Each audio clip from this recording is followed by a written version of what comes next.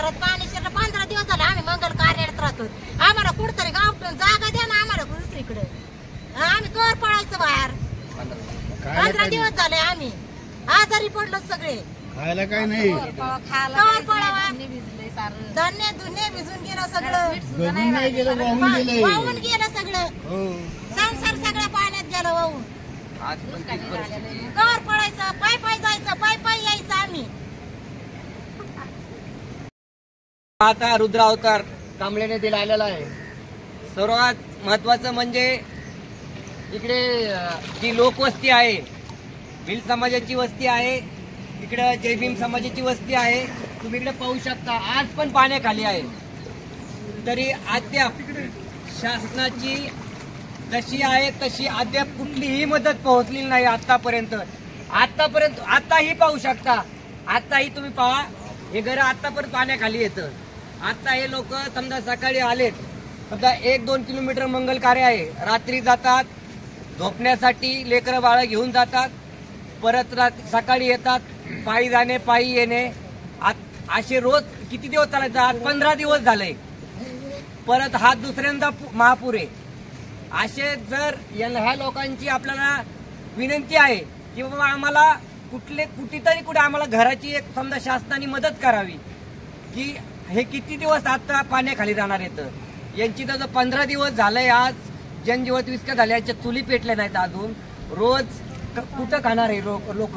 यांचं कुठंतरी शासनाने यांची सोय करणं गरजेचं आहे. मी एवढं ग्रामस्थाच्या सुलेमान देवळा दीपक डाळे माझ्या सर्व ग्रामस्थांच्या वतीने करत आहे. लोक आहेत 15 दिवस झाले आमच्या गावात पाणी चालू आहे आणि आम्ही मंगल कार्यालयात राहतो. तर आम्हाला शासनाने 15 दिवस झाले आतापर्यंत काहीच सोय केली नाही. लाईट नाही, मग काहीच नाही. आम्ही का पाण्यात राहायचं का? काय खायचं आम्ही? आम्हाला खायला नाही, खाद्य नाही, काय नाही. आणि आम्हाला तर नदीच्या काढाला घर दिले. तर आता काय करायचं? कुठं जायचं आम्ही? आम्हाला राहण्याची सोय करावा. आम्हाला हे नदीच्या कडाला नको आहे. आम्हाला योग्य ती जागा द्यावा आणि आम्हाला घरकुल द्यावा ही आमची विनंती आहे.